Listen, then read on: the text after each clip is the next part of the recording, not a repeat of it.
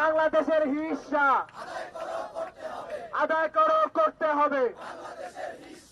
আমরা তোমায় মনে পড়ে বন্যায় যখন মানুষ মরে,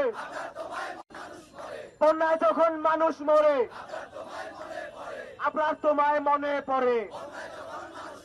সংগ্রামী ছাত্র জনতা, মনে রাখতে হবে এখন কিন্তু জনবিচ্ছিন্ন কোন সরকার নয়।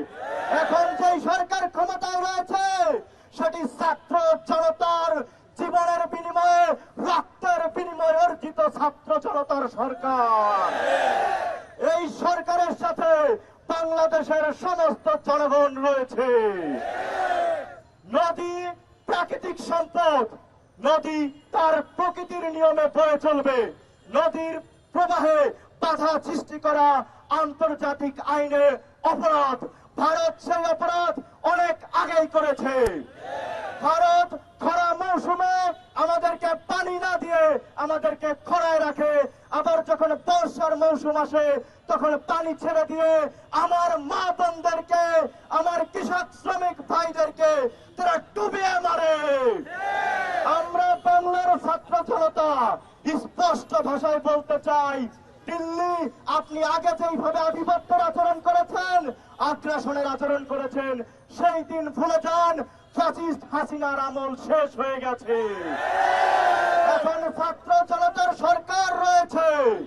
সুতরাং যতক্ষণ পর্যন্ত না এই গণহত্যার সাথে সম্পৃক্ত শেখ হাসিনাকে ফেরত, খুনি হাসিনাকে দেশে ফেরত দেবেন, তার আগ পর্যন্ত ভারতের সাথে যত সকল অসম চুক্তি এই শেখ হাসিনা করেছে, বাংলাদেশের রাষ্ট্রীয় মর্যাদা ক্ষুণ্ণ করে যত অসম চুক্তি করেছে, সেই অসম চুক্তিগুলোকে বাতিল করতে হবে। ভারতের বিরুদ্ধে, দিল্লির এই আগ্রাসনের বিরুদ্ধে আন্তর্জাতিকভাবে তাদেরকে আইনের আওতায় নিয়ে আসতে হবে। দিল্লিকে আমরা স্পষ্ট বলে দেবার চাই, আপনারা আমাদের প্রতিবেশী রাষ্ট্র। আপনারা দেখুন, আপনার যেগুলো প্রতিবেশী আছে, নেপাল, ভুটান, মালদ্বীপ, কেউ কি আপনার সাথে আছে? আপনার আগ্রাসী আচরণের কারণে সকলের কাছ থেকে কিন্তু আপনি প্রত্যাখ্যিত হয়েছে। সুতরাং এতদিন শেখ হাসিনাকে সুবিধা দিয়ে আপনি প্রভুত্ব কায়েম করে রেখেছেন, এখন যদি আবার আগ্রাসী আচরণ করেন, বাংলাদেশের জনগণ, বাংলাদেশের ছাত্র শ্রমিক জনতা আপনাদেরকে প্রত্যাখ্যান করতে বাধ্য হবে। আমরা চাই না আপনাদের সাথে বন্ধুত্বপূর্ণ কিংবা সৌহার্দ্যপূর্ণ সম্পর্ক নষ্ট করতে, তবে আপনাদের সচেতন হতে হবে। বন্ধুত্ব মানে প্রভুত্ব নয়, বন্ধুত্ব হবে সমতার ভিত্তিতে, বন্ধুত্ব হবে ন্যায্যতার ভিত্তিতে। অন্যায্যতার ভিত্তিতে কোন সম্পর্ক ভারতের সাথে চলবে না।